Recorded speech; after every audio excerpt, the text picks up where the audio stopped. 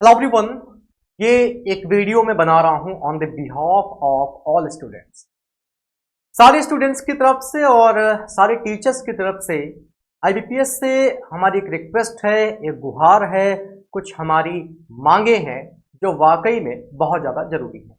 इस मुद्दे पे कई सारे टीचर्स ने बात की, जैसे कि अरुण सर ने बात की और अभी मैं देख रहा था पुनीत सर ने भी बात की, हर्षल सर भी इसके बारे में बात कर रहे थे, इसके बारे में आशीष सर भी बात कर रहे थे। तो सारे जितने भी एजुकेटर्स हैं तकरीबन सब इस मुद्दे को लेकर बातचीत कर रहे हैं। तो मैं भी, जो हमारे बच्चे हैं, जो हमसे जुड़े हुए हैं, जो हमसे रेगुलर पढ़ रहे हैं, आप सबके बिहाफ पे आईबीपीएस से कुछ जेन्युइन मांगे हैं हमारी, जिनकी वाकई में नीड है। क्या है हमारी आईबीपीएस से वो गुहार? आइए इस वीडियो के माध्यम से अगर ये बात आईबीपीएस तक पहुंच जाए हम सबके छोटे छोटे प्रयासों की मदद से, तो शायद कुछ सिस्टम में बेहतर हो सके।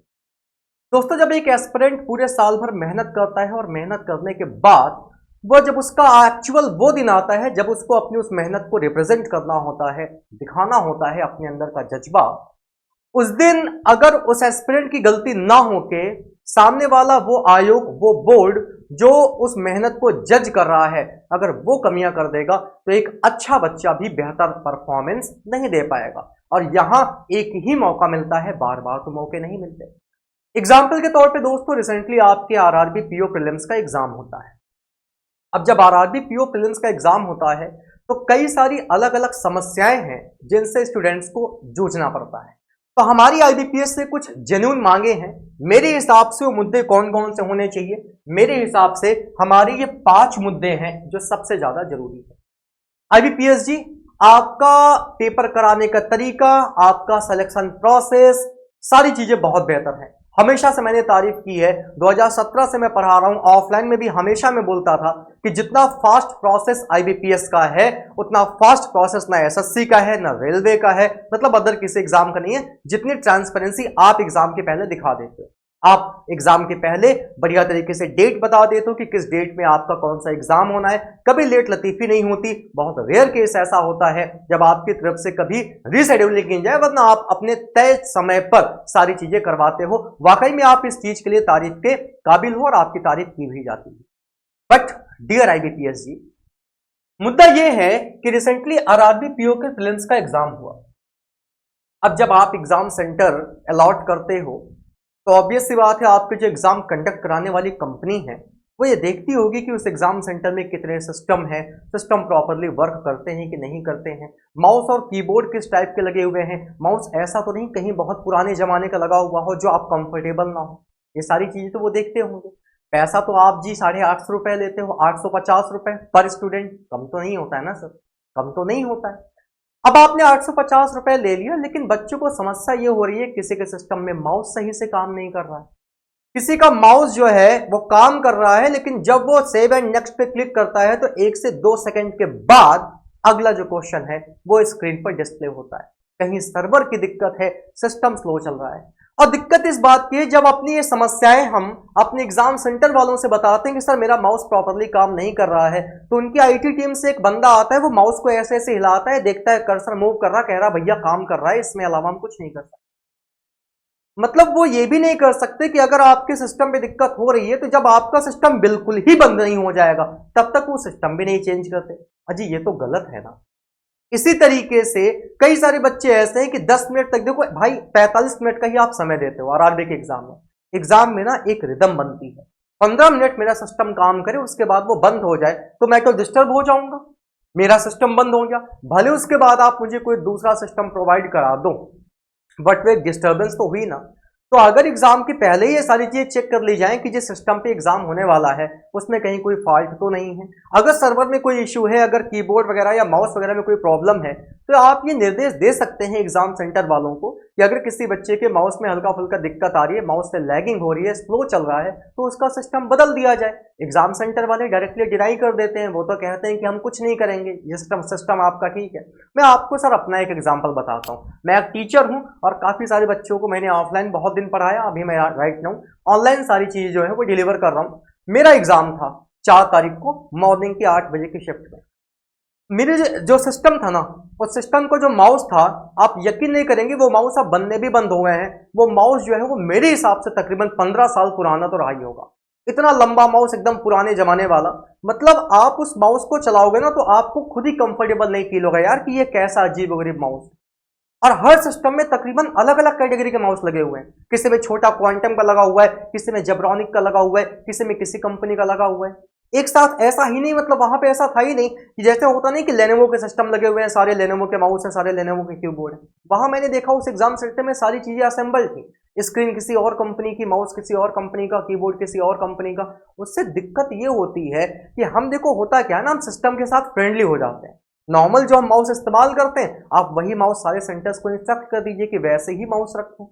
तो जो प्रॉब्लम मुझे हो रही है वैसे ही प्रॉब्लम बहुत सारे स्टूडेंट्स को ही, किसी एग्जाम में माउस से क्वेश्चन क्लिक करने पे लेट में शो हो रहा है। तो एक तो भाई साहब जो जेन्युइन दिक्कत है वो सिस्टम वाली प्रॉब्लम है। मैं आपसे रिक्वेस्ट करना चाहूंगा कि आप एग्जाम सेंटर अलॉट करने से पहले जो भी कंपनी आपकी एग्जाम कंडक्ट कराती है, टीसीएस कराती है, आप उसको इंस्ट्रक्ट करिए कि एग्जाम सेंटर अलॉट करने से पहले वो सिस्टम के सारे सिस्टम्स को कायदे से वेरीफाई करा लें। एक टीम लगेगी, लेकिन उस टीम के लिए आपके पास अगर पैसा खर्च करना होगा तो पैसा तो आप लेते भी हो 850 रुपए, या नहीं लेते हो?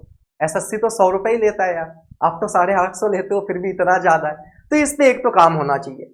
दूसरा जो सबसे बड़ा मुद्दा है सर, वो है एग्जाम लेवल शिफ्ट वाइज होना चाहिए और इक्विवेलेंट होना चाहिए। देखिए 5-10% ऊपर नीचे हो जाता है, बात सही है।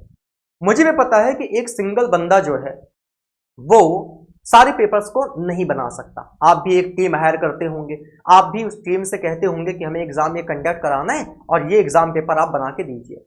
तो सही मायने में सही तरीका ये होना चाहिए कि जब सारे के सारे पेपर आ जाएं तो उनके डिफिकल्टी लेवल को एक बार चेक किया जाए, जज किया जाए कि सारे के सारे पेपर्स का जो डिफिकल्टी लेवल है वो सेम है या नहीं है। अब एक दिन का पेपर एकदम हार्ड लेवल आता है, एक दिन का पेपर बिल्कुल आसान आता है, एक दिन का पेपर ऐसा आता है कि 8, 10, 12 क्वेश्चन करने में लाले पड़ जाते हैं, तो एक दिन का पेपर ऐसा आता है कि बच्चे 30-30 क्वेश्चन कर रहे होते हैं। सर ये गलत है। 2, 4, 5 क्वेश्चंस ऊपर नीचे होने पे मैटर नहीं करती चीजें, लेकिन इतना ज्यादा उतार चढ़ाओ कि एक शिफ्ट ऐसी आ रही है कि 10-12 क्वेश्चन भी नहीं हो रहे और एक शिफ्ट ऐसी आ जा रही है कि बच्चे 30-30, 32-32 क्वेश्चन अटेम्प्ट करते हैं। मैं क्वांट सेक्शन की बात कर रहा हूं। ऐसा नहीं होना चाहिए। ऐसा होने से जो एक अच्छा बच्चा है ना, वो भी सर इस रेस से बाहर हो जाएगा, क्योंकि वो अगर उस शिफ्ट में पड़ गया तो वो टफ वाली शिफ्ट में पड़ जाएगा, तो अपना बेहतर परफॉर्म कर ही नहीं पाएगा। इससे ना ट्रांसपेरेंसी नहीं रह जाएगी सर। और दिक्कत ये है कि इससे सही बंदा जो है वो हो सकता है बाहर ही रह जाए और बाकी बंदे अंदर आ जाए। फिर यहाँ पे गेम जो है वो लक वाला हो जाता है ना। तो यार आप मेहनत कर रहा है बच्चा, तो मेरे हिसाब से तो ऐसा होना चाहिए कि डिफिकल्टी लेवल जो है वो आपका तकरीबन सेम होना चाहिए। 2, 4, 5% ऊपर नीचे बात बनती है। तीसरा सा सबसे बड़ी दिक्कत है कि आप जब एग्जाम कंडक्ट कराते हो तो आप अपने जो क्वेश्चंस हैं वो क्वेश्चंस पेपर आप कभी भी नहीं दिखाते। देश का सबसे बड़ा एग्जाम सर यूपीएससी का है। जब यूपीएससी अपना पेपर कंडक्ट कराने के बाद अपने पेपर जो है, आंसर की जो है वो रिलीज कर सकता है। एसएससी आपका पेपर तो सर महीने में कितने दिन हो रहा है? 4 दिन होता है। आप 2 दिन या मैक्सिमम 3 दिन या 4 दिन में आप एग्जाम खत्म करा देते हो। कभी आपने एसएससी को देखा है?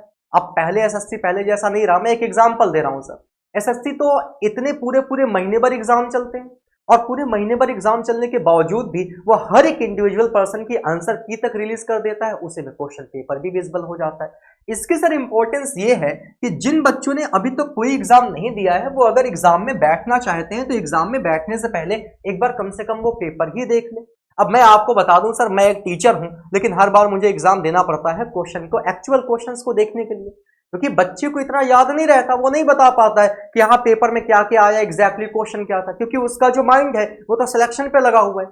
ये वही बता पाएगा जो सिलेक्शन लेने ना गया हो, जो केवल क्वेश्चन पेपर देखने गया हो। तो हमें भी जाना पड़ता है हर बार एग्जाम देने। तो क्या ऐसा नहीं हो सकता कि एग्जाम कंडक्ट कराने के बाद आप जो अपना क्वेश्चन पेपर है वो हर साल वेबसाइट पे आप अपलोड कर दो, एक सेट बना के? कर सकते हो आप। सेकंड थिंग, देखिए सर, नॉर्मलाइजेशन जो आप करते हो, सही बात मैं तो कहूं कि आज तक तो किसी के पल्ले नहीं पड़ा नॉर्मलाइजेशन का प्रोसेस क्या है क्या नहीं है, और मुझे तो ये सही भी नहीं लगता। बट मेरे मानने या मानने से क्या होता है, सही चीज ये है कि अगर आप नॉर्मलाइजेशन करते हो तो आप एग्जाम के बाद बच्चे की आंसर की रिलीज कर दो। जब आप उसके आंसर की रिलीज कर दोगे तो कम से कम उसको अपना रॉ स्कोर और अपना जो फाइनल स्कोर है वो पता तो चले। उसको ये तो पता रहे कि हाँ इस क्वेश्चन को मैंने सही किया था, ये मेरी गलती हुई थी, इतने नंबर मेरे एक्चुअल में बन रहे हैं, नॉर्मलाइज होने के बाद मेरे इतने नंबर आए हैं। तो कुल मिला के आप जो फाइनल रिजल्ट निकालते हो उस फाइनल रिजल्ट में आप रॉ स्कोर और फाइनल स्कोर दोनों निकालिए।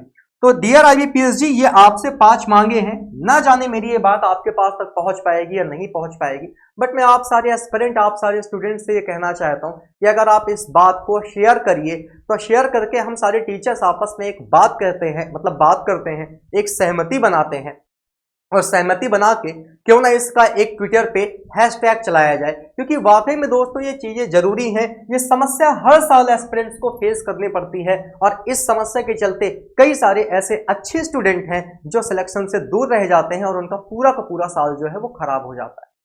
ये समस्या आज है, कल भी रहेगी, कभी ना कभी इसके खिलाफ आवाज उठानी चाहिए। तो हम सब बात करते हैं और बात करके ट्विटर पे एक ट्रेंड चलाते हैं, जिससे कि हमारी जो आवाज है वो अपनी इंडियन गवर्नमेंट और साथ ही साथ हमारे आयोग आईबीपीएस तक पहुंच सके। तो ये हमारी कुछ मांगे हैं दोस्तों, ज्यादा से ज्यादा शेयर करिएगा। एक तो दोस्तों सिस्टम वाली जो प्रॉब्लम है आईबीपीएस को, उस पर काम करना पड़ेगा। एग्जाम लेवल का जो डिफिकल्टी लेवल है उस पर काम करना पड़ेगा। तीसरा, क्वेश्चन पेपर और आंसर की आप अपलोड करिए, दिखाइए बच्चों को, कम से कम जिन्होंने एग्जाम नहीं दिया है, जो आगे की तैयारी कर रहे हैं, उनके लिए भी आसान हो जाएगा कि हाँ आयोग कैसे क्वेश्चन बनाता है, कैसे क्वेश्चन वो पूछता है। और साथ ही साथ रॉ स्कोर और फाइनल स्कोर के साथ आप अपना रिजल्ट पब्लिश करिए, ठीक है। और जिन भी ऐसे स्टूडेंट्स हैं जिनको भी समस्या हुई है, ऐसे जितने भी मेरे भाई बहन हैं जिनको वाकई में इस आरआरबी पीओ की प्रीलिम्स के एग्जाम में समस्या हुई है, दोस्त मैं बस आपसे इतना ही कहना चाहूंगा कि जो हो गया वो अब बदला तो नहीं जा सकता, लेकिन इस समस्या के चलते आपके जो आगे के एग्जाम्स हैं वो ना खराब होने पाए, इसलिए पढ़ते रहिए और जो आगे है अब उसको देखिए। जो हो गया सो हो गया, वो बदला नहीं जा सकता। हम एक गुहार लगा सकते हैं, एक रिक्वेस्ट कर सकते हैं आईबीपीएस से कि सर प्लीज ऐसा कुछ करिए, ये जो समस्याएं हैं ये समस्याएं बच्चों को ना हो। Thank you so much everyone, रखिए अपना ख्याल। शाम को 9 बजे आईबीपीएस आरआरबी क्लर्क का पहले 2023 का एक पेपर करेंगे, थोड़ा सा कॉन्फिडेंस आपके अंदर बूस्टअप होगा, उसके बाद प्रैक्टिस सेशन तो आपके चल ही रहे हैं। Thank you so much everyone, take care, have a great day, bye.